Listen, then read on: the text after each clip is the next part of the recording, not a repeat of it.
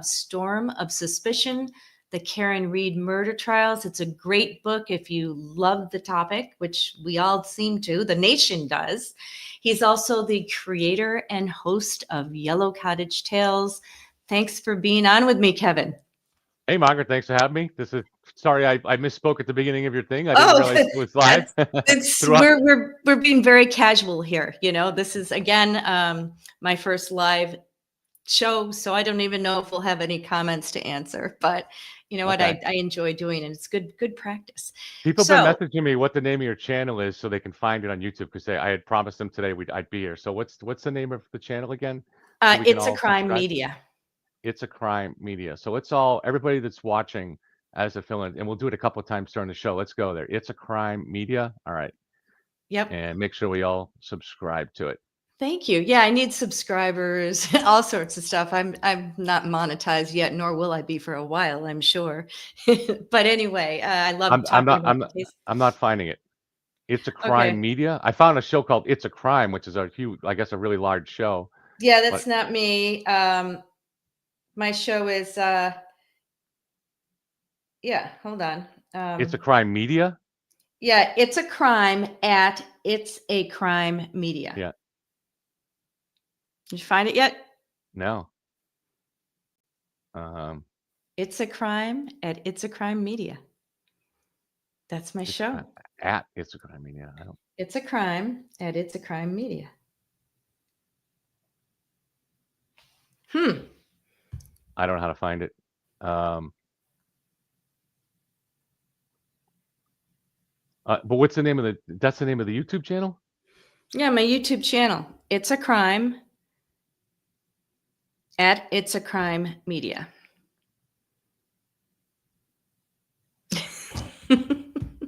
Unless Sorry. YouTube kicked me off. That's okay. Well, anyway, you can keep trying to find it. And just for people that don't know anything about the Karen Reed trial, Karen Reed is currently on trial, and she's facing charges of second-degree murder, involuntary manslaughter, and leaving the scene for striking and killing, her Boston police officer boyfriend, John O'Keefe, during a blizzard, January 29th, 2022.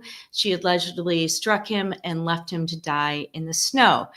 The defense, however, is claiming this is all a big conspiracy, that Karen was dropping John off at a party at 34 Fairview. He went into the house, which was owned by a fellow Boston police officer, Brian Elbert, and something nefarious happened inside the house, possibly a fight, and John was incapacitated, and then his body was placed outside in the snow, and he was left to die.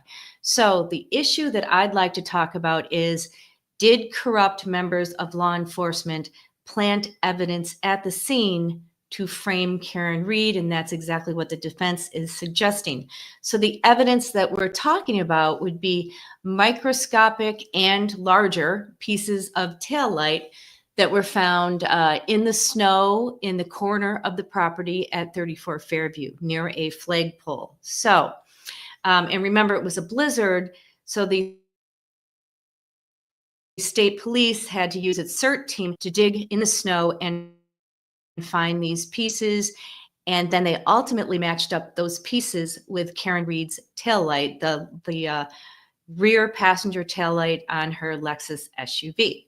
So, Kevin, what are your thoughts? The issue is, do you think there would be enough time for corrupt members of law enforcement to plant evidence at the scene?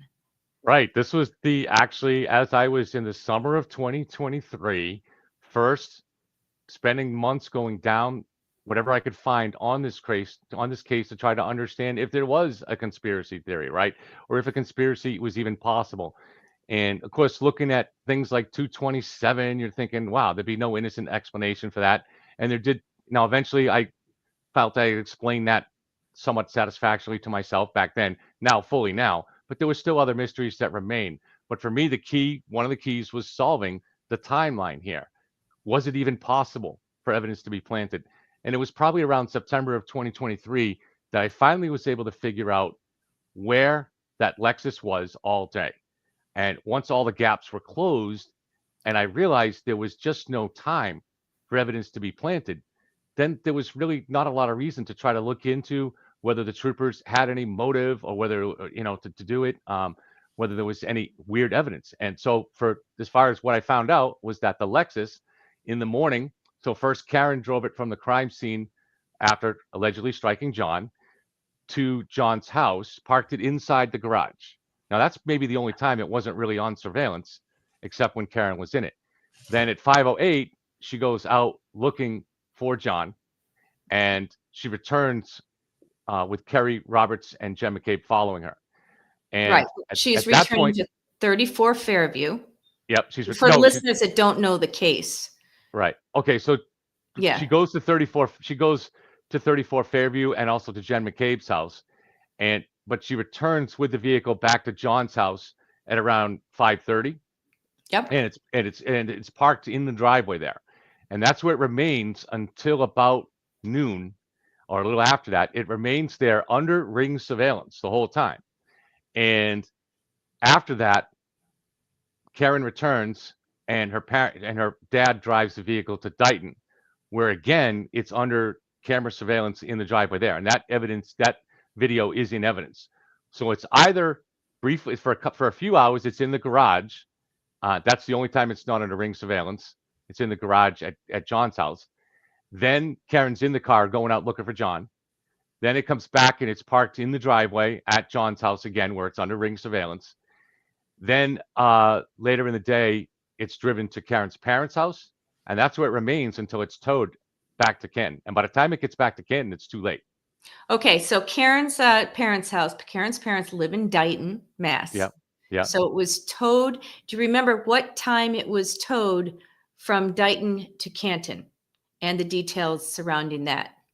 So it left around 4:30, and we know I think it was 4:18. We can see it being put onto the tow truck at 4:18 and the tow truck in Dighton. It arrives at the Sallyport outside of it at 5:31, which is on surveillance video outside the police station. The Sallyport is part of the Canton Police Station.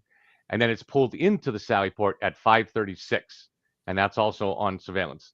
The garage door to the Sallyport, because this is a bay where prisoners are brought in, it has to be ordered, open and closed. They spend some time sweeping snow out, and we see it close at 5:41. And meanwhile, at the crime scene, the CERT team has started arriving just before 5 p.m. And the 7-man team fully arrives by a little after 5:30. They start shoveling before 5:30, and they're shoveling in a small area the size of 2 parking spaces. 7-man, shoulder to shoulder. Also, Lieutenant Tully is there. There's a WBZ news crew there. They're filming, and they find the main piece at 5:45. That's just minutes after the Sallyport door closes. And just the last piece in that is the Canton Police Station, where the Sallyport is about a 5-minute drive from the crime scene. Okay. So, and why did there was a difference between trial 1 and trial 2. So in trial 1, why did it make why was the defense, why did they have a stronger argument that there was enough time to plant evidence at the scene? There was some discrepancy there, right? I don't believe there was. I mean, Sue Okay. O'Connell said that in the documentary. I have no idea what it was based on. In her defense, we could say this. I know I filmed twice for that documentary. Once was before the trial, and once was after the trial. So Sue may have recorded that clip that they used before the trial, before we knew the times. But certainly by the end of the trial, we knew the times, and there was no time to plant that evidence.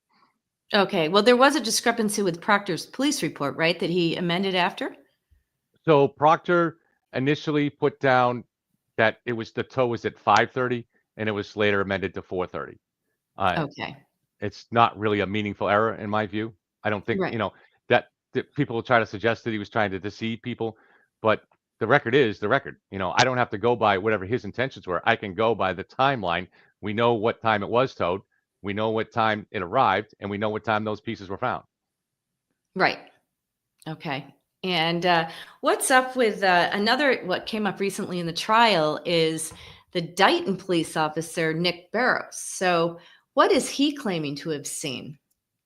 Yeah, so it's interesting. His Yeah. testimony, it may be too strong to say it was changed, but in the first trial, he said that the taillight was largely intact, cracked, and missing a piece.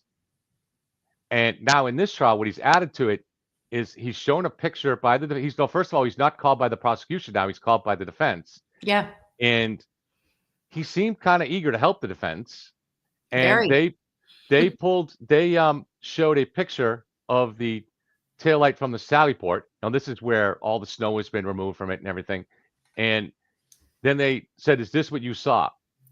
And he said, "Absolutely not." You actually said that a couple points in there. And so what he was suggesting is that the missing piece that he saw was the size of 6 inches or maybe a dollar bill, but the missing piece that we saw in the photo was much larger than that. But when you look, I think Hank showed this. I think the prosecutor showed this in trial. Uh, the the picture of the Lexus in the Sallyport, juxtaposed next to a picture of the Lexus in the driveway at 8:22, taken by the dash cam of the police cruiser that showed up to do a wellness check at John's Yep. house, and it looks to be exactly from the same angle, and you Yep. can really see it. The damage is exactly the same, and so we have to understand that Barrows too is in the middle of a blizzard. Would It was really peak blizzard time at that time with blowing snow, and he's standing there in it's like 2 or 3 feet of snow in the driveway, and he's looking at a taillight that is covered with snow, and with the hole that's missing, the piece is missing, the internal housing would have been filled with snow, and he's not going to touch it, of course. So what did he, was he really able to get a good look?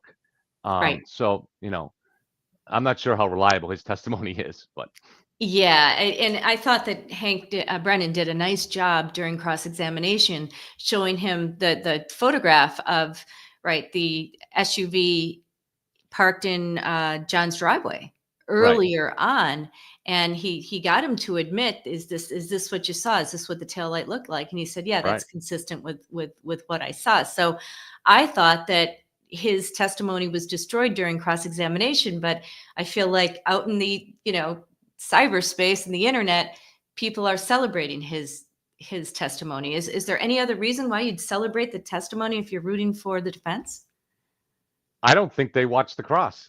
I don't think they did I, either. I mean, Which that's what confuses me. It's like, okay, did yeah, I watch the wrong cross, the wrong yeah, trial? yeah. I don't think they did. But this is, as we've talked about privately, Margaret, and I've been consistent on this position on my show and on Court TV and other things. I always put eyewitness testimony that is not backed by other eyewitnesses or by physical evidence. To me, I always put that kind of low on the totem pole because eyewitnesses are very unreliable. Doesn't mean they're lying, but human memory is very flawed. It's prone to being manipulated or self-manipulated and there's just all kinds of problems with it. So this was clearly someone, well, I don't want to say clearly, but he seemed to be someone that wanted to help the defense. And we understand how it is in this case too. There's a desire for a lot of people to want to be popular with the crowd. So just something Uh, we got to deal with. yeah, absolutely. And I thought the same thing with the driver Brian Loughran, Lucky Loughran. Yeah. In my opinion, he was doing his best. Okay, he was not lying. He got up there. And I agree with you where I think that eyewitness testimony is not that reliable, but it's Mhm. also really not reliable when you're trying to say something wasn't there, right? It's Yeah. so Yeah. much easier to remember something that was there. For example, that night, if the dumpster was on fire, you'd remember a dumpster fire, Right. but you're not necessarily going to remember something that wasn't there, even 2 weeks Right. later, even the next day. So Right. I also think that he's driving his plow. He's most likely looking straight ahead. And it had already started snowing at the time. Like I think you said that they start plowing when there's at least 2 inches of snow. He's not going to plow the dry pavement. Right. Pavement, but then, is he really going to pay attention over to the left where where the body was ultimately found near the flagpole? There are a lot of other mounds of things there. There's all sorts of shrubs and certain Mhm. things. When covered with snow, it would also appear to be a mound. So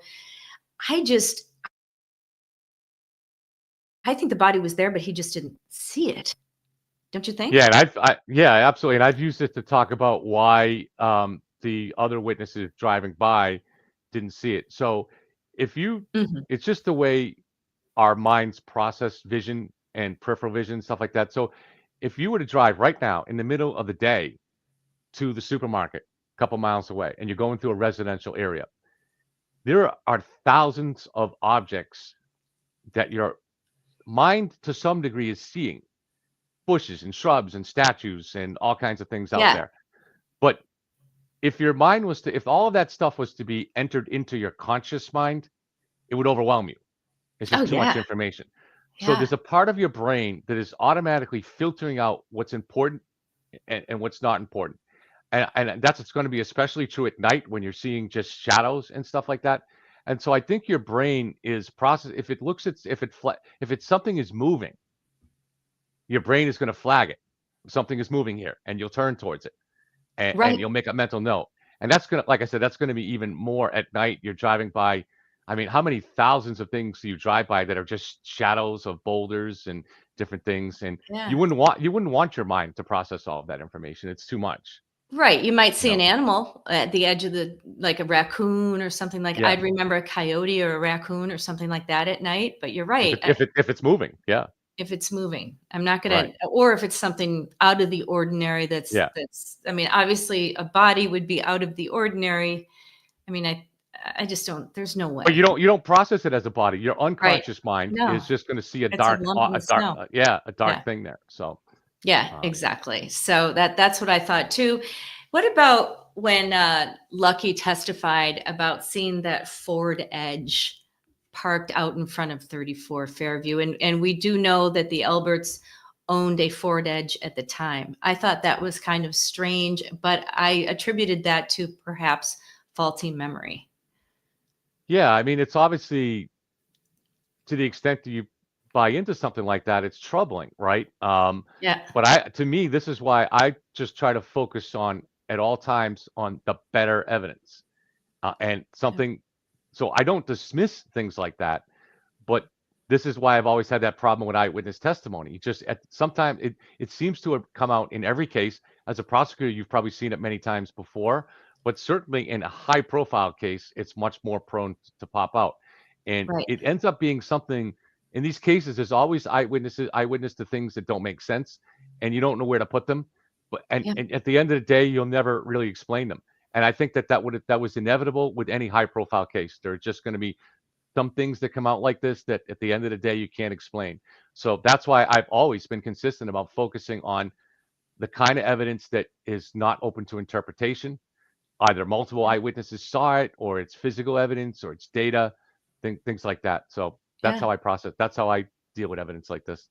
Oh yeah, I agree with you. And by the way, Kevin, and a quick streaming question I have: where do you see the comments? Maybe I didn't turn it on. So on the right, you have Yeah, private chat and comments. Do you see the private chat private on the? chat. I see. So click comments, and it'll switch it over. Oh my God. Yeah. Sorry, everyone out there. I haven't been seeing this is my first time, so forgive me. So I Well, it's a pressed. good it's a good time while you're taking a break. We got to figure out your channel name. I want, at least if you maybe you could link to it or send me a link to it. I I because will. I want to be able to make sure people can I subscribe to it. appreciate that. But now I it just says two comments here, and I can't. Why can't I? Oh, there we go. Okay. yeah. Wow, these are my first comments ever. I don't know how you live stream and read comments at the same time, but I It appreciate can be this everybody's comments. it You can be missed all the distracting. comments of how great you look. Oh, Marlene, thank you so much. And I really appreciate Kevin, you must be laughing at me. Kevin's been doing this a long time. I am what would you call me, a real newbie? Can you see the comments? Oh yeah, I can see them. Yeah, but I've also, well, the thing is I may be seeing more than you because I went live on my channel, so I'm not sure. Yeah, these are all I your don't people. Okay, It's okay, a you could. crime, one word. Thanks, Dixie Doodles. It's a crime, one word. Isn't that sad that I can't even tell you what my channel's name is? Is that what you did, Kevin? You didn't do It's a Crime. Did you do I, all one I, word? I did multiple things, and I don't know. Can't you send me a link to it? That I'll know it. I don't Like, know. well, I can't. I'm live. I Oh, no, you still can. I'll keep talking if you want. Oh, thank you. All right. I'm So, used I'm used to talking. are you keep well, what topic are we gonna let's talk about all right, so the Ford Edge should have been towed. You're right. There was that whole little bit of testimony about the Ford Edge and he did say, well, I didn't follow protocol and ask for it to be towed Right. because he was a Boston cop, and you remember that part? Yeah. I mean, I don't know. What do you think about that? Like that, Well, I mean, that makes sense to me as an and I'll explanation send you my because link. yeah, I'm still Keep searching for going. it too while I'm talking.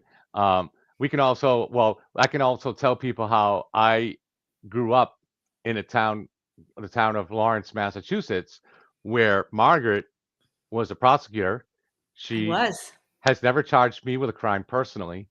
Um, Fortunately, she's no longer there, so she can't charge me now. But Lawrence was I'm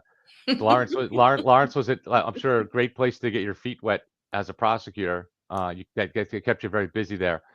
When I was growing up, Lawrence was the car theft capital of the country, Oh per yeah. capita, and it was a pretty high crime year. We were on national TV at one point for race riots, um, and I remember I worked downtown Lawrence during that. Uh, I worked as like a stock boy at a men's clothing store, and it was interesting times. Interesting times. Actually, where I went to high school too, right out behind the school was a jail, a prison, an old. And this was one of those old prisons that was built during the Civil War. I mean, this thing literally was ancient. And there were Sent it to twice you. that we watched people escape from prison during homeroom. And eventually you'd be watching and like one person would notice it and you'd start cheering. And then eventually the homeroom teacher would come over and see everybody at the window cheering and they'd call the police. But twice we saw people escape from the prison. Yeah, there's something. By the way, Dr. Nagel said, "Kevin, your mic is on fire." There is something going on with you're hitting something and it's causing a noise. But Is it it's still okay. it's still causing it now? Not now, but it's you're hitting something down here. I don't know what it Oh, would be. Thank you I'm for sorry. subscribing, Colleen. But anyway, Yeah, I hate this. I'm gonna try to tape this or yeah, something. I but don't know. It just came like this, and it's just a pain in the ass when it's dark like this. It shows up. something, yeah. It's it's got a little light on it, and You look like you're a I know, yeah. I don't know what else to Looks do like with you it have a though. glowing mustache or You something. know. But I have to tell you my really quick Lawrence story when I was a prosecutor. Oh my God, you guys would love this one. So I was in charge of the juvenile unit, and that would be all the juvenile gangs and all that stuff. So there was this one police officer up in Lawrence. His name was Jose that I worked with. He was so nice. I thought he was great with the kids and all that stuff. So, we would work in tandem. I mean, obviously, we would try to get kids into programs and this and that if they got into trouble, etc. And he also was the dare officer for the school. So I, at the time, had a Mustang convertible that was my pride and joy. I loved it so much. It was like the best thing in the world. It was like, oh my God. Mhm. So anyway, it got stolen out of the courthouse parking lot. And I was so sad. I was like, oh my God. And what happened was the other police officers came up to me and they said, hey, we know how to find your car. And I said, how? And they said, ask Jose. Jose will get your car back for you. So, and hurry up and ask Jose before it goes into the chop shop. So I Yeah. did. I said, Jose, my car was stolen. I really need my car back. He goes, oh, it was? Okay, I'll take care of it. So I get my car back. It was recovered. And not only that, it was detailed. Wow. So, All yep. right. So then fast forward a few years after that, I'm working in Boston as a civil defense attorney, doing like insurance defense work and all that. And I read in the Boston Globe, right, that Jose was arrested for being in the head of a big auto theft ring in Lawrence. Oh, he must have been he wanted to do some favors for you. I woke up one morning and I got up early, and I actually must have spooked them when they were trying to steal my car. So I managed to get out there before they stole it. But they had popped the ignition for that car for the next 2 years, I had to start it with a screwdriver. Oh my God. I wouldn't even know how to do that. Oh, Well, that's you're born in Lawrence knowing how to do so that. So exactly. That would make sense. But Hank Brennan, going back to the trial, Hank Brennan was also an ADA out of Lawrence. Yeah. So I didn't know him at the time. He was there just, I think, a year or so after me. But we still talk about how we both came out of the trenches, out of the Lawrence District Court. And I'll tell you something, it really was the trenches. You learned so much as a prosecutor. You learned how to try cases. You were thrown to the fire, but also there were great people up there. It was my favorite job of all, you know. Where did you go after that? Did you continue as a prosecutor anywhere, or No, I did not. I sold out. I went to the civil defense side, so I never did criminal defense work, but I did all trial work in Boston, defending, I defended McDonald's, all sorts of Pizzeria Uno, all sorts of insurance company claims and all. Right. But it was really interesting because I got, traumatic head injuries, so I would know a little something about John O'Keefe's head. Yeah. But anyway, so back to the trial, because I'm sure that's what everybody. Yes, Jojo, Hank is masterful. I got to know Hank during the Whitey Bulger trial. So I was in court every day for that. And my Hank Brennan story is I was doing radio for WGBH and, all sorts of sideline stuff. And at one point, Hank was doing a cross-examination, and I'm like, oh, God, Hank Brennan, sit down. You've made your point. So then the next morning, he came up to me and said, hi, I'm Hank Brennan. I sat down. I listened to you and I sat down. So it turns out he was listening every morning. And so after that, we make jokes about it. So I'll say, Hank Brennan, sit down, But I also will say I knew Dave Yannetti as well in the Middlesex DA's office, and I've always had respect for him as a lawyer. And I didn't know Jackson or anybody, but it's a great team, both sides. You may disagree with me, Kevin. No, not at all. I'm still trying to make sure I can get. So it's a crime, one word. It's a crime, one word. Would Margaret ever defend a guy like Turtle Boy Jailbreak? No, I wouldn't. Not at this point in my life. Maybe when I was young and starved for money. No, I'm kidding. Kevin's still trying to find me. Can somebody help Kevin find me? I got it. I think I got it now. Yannetti needs a Kleenex. I hope so. There's Margaret's channel. Thank you. I have just subscribed. I got it. Thank you, Kevin. Awesome. All right. So any other ideas of let's talk about what to expect this week in the trial. Okay. So we know. Go ahead. Did we handle does anybody have any questions about the first topic? Was there enough time to plant evidence? If anybody has any questions, we can always go back to that. And John Coxon posted the link to your channel. So thank you very much. I really appreciate that. That's very helpful. Maybe I'll break 200. Well, let's highlight that. No, I can't highlight it. Can I highlight it? I'll probably screw it up. Yeah, you should be able to. Oh, I'd screw it up though. I'd probably delete it accidentally. No, you just no way, Jose. just click it. Just click it, and you should be able to. All right. Oh, it's already gone up. Yeah. Okay. How many times can you get caught lying as a prosecutor on live stream? Brennan has the all-time record aside from ADA Love in Fulton County. Fulton County, where? I'm just curious. But so, I'd like to discuss both sides. I actually don't think Hank Brennan has lied as a prosecutor. I do think that Hank Brennan does believe in his case, just like the defense believes in their side. So we obviously have two sides litigating this case. And he's presenting the evidence as he sees it, right? hired certain What experts. lie? I don't. I don't What is it? know. I don't know. But I don't think sometimes people understand, at least on the FKR side, that a lie involves intent. I don't think they understand that because they say this kind so of thing all the time. They throw it out there as if somebody says something that they disagree with, it must be a lie. If somebody says something that is somehow a discrepancy from what they said before or is just factually wrong, but they meant it when they said it. This came yeah, up in this trial with Kerry Roberts, where is it Roberts? Yeah, Kerry Roberts, John's Carrie friend there, Roberts. and Yeah. so Alan Jackson, using his bully tactics, got her to say, "I lied," but then she followed it up quickly by saying, "But it wasn't intentional."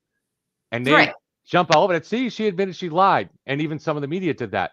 No, she didn't, because she said it wasn't intentional. You take the Right. intent out, it's not a lie. Right. I don't know why they don't Right. understand that, but Yeah, that was in her grand jury testimony, yeah.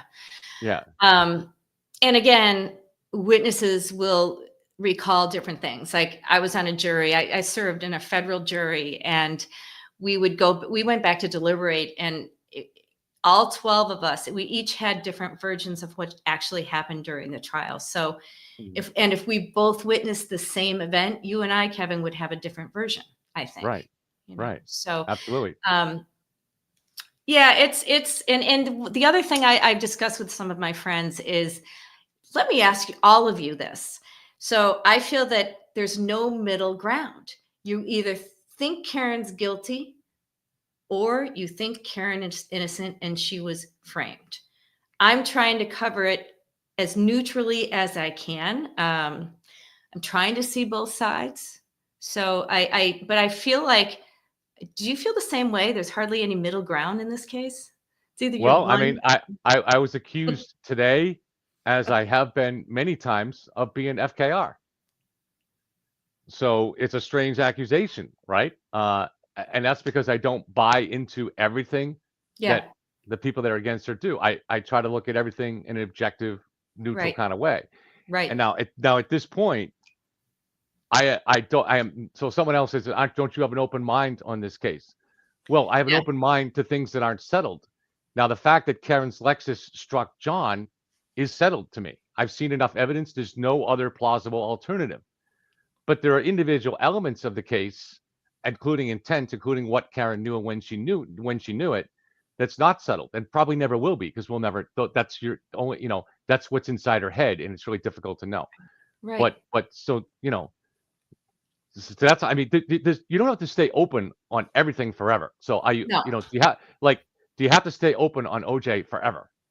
Do you have to stay open on 9/11 or JFK conspiracy forever? At some point, you now, there are some cases you don't have enough evidence, and so maybe there's still an element of doubt or mystery. But in other things, there's really not. And so for me, this is not one of those cases that I'm open to another possible scenario. John didn't go in the house. No one else drove up and struck John. So, yeah. I'm not really open to anything uh, along those lines. Can you imagine if But we had live streaming during OJ? oh my God, yeah, Oh man. yeah, yeah. I was in LA for that. I What? saw. I didn't go to the trial, but I was in LA for that. Oh wow. Yeah, yeah. Yeah. You must have been a little kid, like 3? Yeah, yeah, yeah. No, I was my girlfriend at the time was out there. She had just joined customs. Oh, So she okay. was a Fed. See, I was not always against the Feds. Yeah, that's true. Or maybe that's where it started. Yeah, there you go. That was where it started. So, what can we expect? I can't believe today's a day off. I feel like tomorrow's Saturday, but actually tomorrow we have court. It's Friday. What do we Yeah. expect tomorrow? And Karen Reed thinks that the defense will wrap up by Tuesday. So, Yeah, it sounds like it. So we still have the ARCA guys, right? yep. I'm hearing that there's no Rich Green. I don't know if that's true or not, but it would seem amazing to me that we don't hear anything on data. And we went over. Kate read a recent motion that came in. So there does seem. So the feds hired some expert to look and to see if what do they look at to see if it's something to do with the data. And this was just came up like yesterday. And so it sounds like they're going to try to suggest the defense is going to try to suggest that the way John and others' phones were handled in this case, that none of the data can be trusted. So they're going to go after that. Well, that's odd. It seems like it smacks of desperation, like, because there's really no way to go after the analysis of Ian Whiffen and Jessica Hyde. You're going to put Rich Green up against them. So maybe No. the defense has decided not to. I don't know.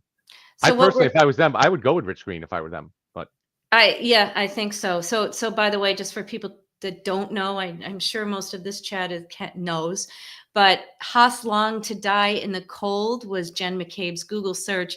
And I think that's really what started a lot of this conspiracy theory, because a report came out that showed Jen McCabe Googling How Long to Die in the Cold, meaning how long to die in the cold, at 2:27 a.m. And that would have been, that would have blown the case to smithereens. If it was true, it would have proven the conspiracy theory, because that would have shown that something happened inside the house at 34 Fairview. Yep. If that was before the body was even discovered.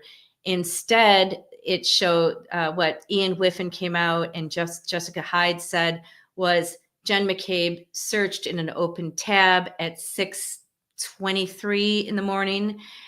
When Karen asked her to Google how long does it take to die in the cold, because she's there, there's John O'Keefe lying in the snow. He's not breathing, no pulse, and they're trying to revive him. So I think that it was very clear that Jen McCabe did search in an open tab. I think that was really established this time around. And Richard Green, who was the defense expert in the last trial, he actually called the help desk because he didn't really understand how to interpret the data from Ian Whiffen's firm. So, and it's established in other ways too. So even if you don't want to dig into the data, even if you don't want to accept the fact that Ian Whiffen, the senior forensic data and analyst from Celebrite, which is the company, which is the tool that they're all using, everybody on both sides, and law enforcement uses all around the world. If you want to reject his testimony, and you want to reject the testimony of Jessica Hyde, who's one of the top data analysts in the world, we also have other evidence. So the fact that Karen asked more or less the same question on the ambulance to a paramedic, how long could someone last in the cold? That confirms Jen McCabe's version of offense. And then just finally on that, does it really make sense to you that Jen McCabe in the car with her husband, Matt, neither of them have committed a crime? They're going home. They have two passengers. They're bringing home Julie Nagel and Sarah Levinson, two adults. They're going home to their four little girls. All right. Does it make sense that they're going to go home, all four of those people in the car, knowing that the plan was to put John out, who is still alive, on the lawn to die? Right. So Sarah Levinson, one of the people in the vehicle, is a nurse. Okay. Do these people think if John has actually been mauled by a dog and beat up, that no one's going to notice that? The medical examiner is not going to notice that. So that's the plan. All right. And they don't know that John's going to wake up. They don't know what's going to happen. So they're going home knowing, unless they're complete idiots, that they're likely going to spend the rest of their life in prison and their kids are not going to have parents. I mean, that's just like comic. Like, it's just an ordinary act of self-preservation would tell you have to go to the police. Right. And it defies common sense to believe that Jen McCabe goes home and her husband, they don't call the police, and they're just Jen is casually doing this search while she's also researching her daughter's basketball league. And I'm sorry to be disrespectful to some people in chat, but it ain't right in the head to believe things like that. It just ain't right. Sorry. Right. Hey, guess what? I got 216 subscribers. Thank you, everyone. There you go. Kevin's laughing, but that's a lot for me. When you first start out on YouTube, it takes a long time to get subscribers. So yay. Thank you, everyone. I mean, the easy way to get conspiracies is if you want to get them, just pretend you believe in the conspiracy theory, because that's always going to be more popular. Just like somebody does a video debunking a Bigfoot story, what's going to get more videos? That or the person who says they saw Bigfoot? Exactly. It's what's more interesting, right? And that's just the law of that's just the law of it here. And so we've seen this all over and over. People pop up with a YouTube. This is what's going on, is grifting at a large scale. Because none of the way you can tell is none of those lawyers that are doing this even pretend to try to look at evidence from the other side. And so if you're only covering something like this, an extremely unlikely conspiracy from one side, and you're not even looking at the evidence. So people here saying, you got some people in chat saying Kevin is FKR, and you got some people saying that nobody's going to watch this guy. He's so biased. His channel's going to go away. I don't care. I'm not doing it to be watched by a million people. I give you the truth. And that's all I care about. I'm not grifting on this. I'm not going to pretend. So just to give one quick example on that, Margaret. So there's a channel out there, I call him Young Jelly because he's a guy without a spine, and he was doing a channel on this, covering this case. His views went from the hundreds to the thousands overnight by covering this from the conspiracy side. And this is Young Jerks, and so in late December of 2023. He went silent, I guess, for a week. I'd actually never seen his channel at the time, but I'd heard of him. Yeah, I've heard of him. And Turtle Boy was on the run, and for whatever reason, maybe because Turtle Boy was in jail at that point, and this guy decided he had maybe a little bit of an epiphany. He was going to cover this from both sides. And so I got a friend request from him on Facebook that morning. I was like, that's interesting. So I tuned in, and everybody's tuned in, but the rumor had gone out that he had flipped. So the mob that was there in his chat was ready to be angry. And what he said was extremely reasonable. He sounded extremely reasonable. He said, I'm going to cover this case from now on from both sides. I'm going to be objective, and I'm going to try to cover things fairly. And he even said, I want to apologize to Kevin Lenahan, who I said a lot of nasty things to. I hadn't seen them, but I was watching it that day.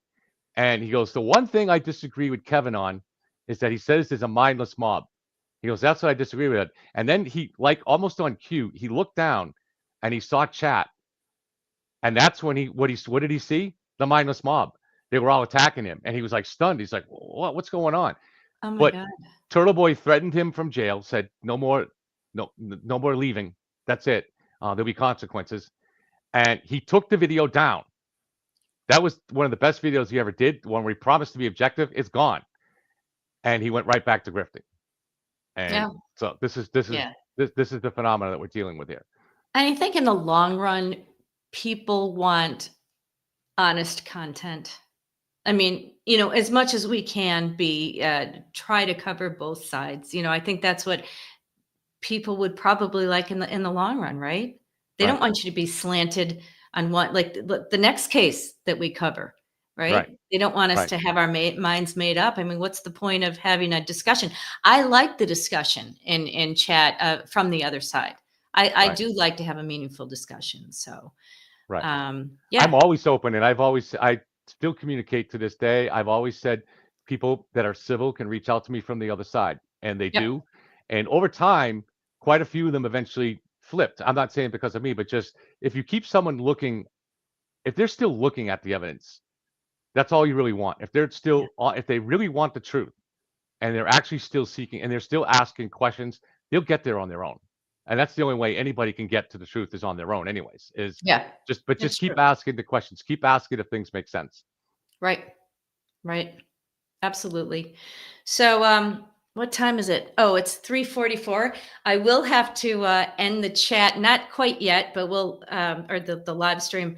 I am thrilled to be saying my daughter's getting married in September. So I'm planning her shower at my house. So I have to meet with her maid of honor today. So that's important. That's why I keep looking at my time.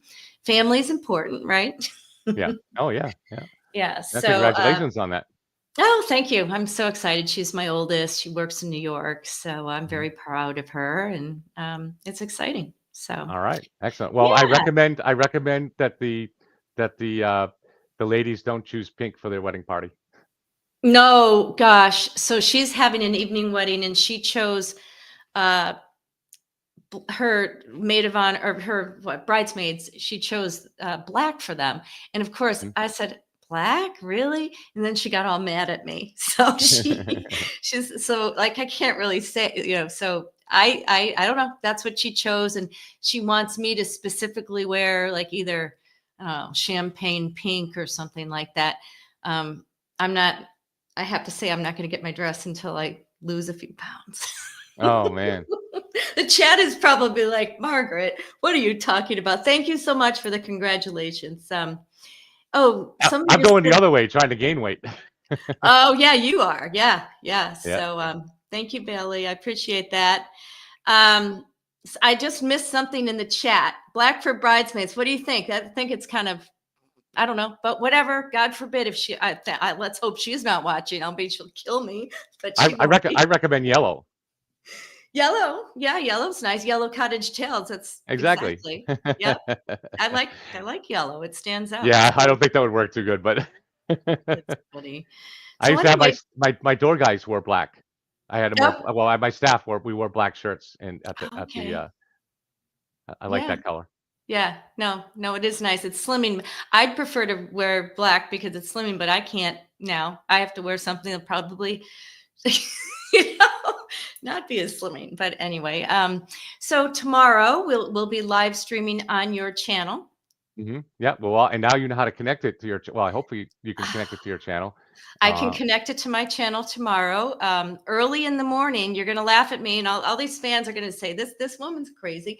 I'm actually going to go fishing early in the morning because it's my birthday and I like to fish. Oh, that's a great like time by yourself where you get to do all your thinking, huh? Yeah, well, yeah, I'm going to be going out in Buzzards Bay, and Oh, the okay, stripers awesome. are in, so we'll be going Yeah. for striped bass tomorrow. So it'll be fun, and then I'll come back to join you live, and we'll talk about the trial. I can't wait. I will not be here in the morning, but we will be Okay. streaming. I'll send you the link. Kate will Yep. be running it, and I will Excellent. be hopefully here in the afternoon. Okay, excellent. And tomorrow, what do you think? What do you expect? I imagine ARCA. If it is ARCA tomorrow, it's going to be exciting, right? This is, especially the cross, but the whole thing. We're going to see, are there going to be new? Supposedly, they've created some videos of testing that they've done. We'll see how convincing it is. Yeah. We should expect that a defense team is going to score their points too, and they have a little bit here. Is it Yes. enough that they've created doubt or knocked back the prosecution's case? I don't think yet, but they put a couple of dings in it, and but Yeah, they did. this will be the biggest thing. Is this in the data? So the data would be big too.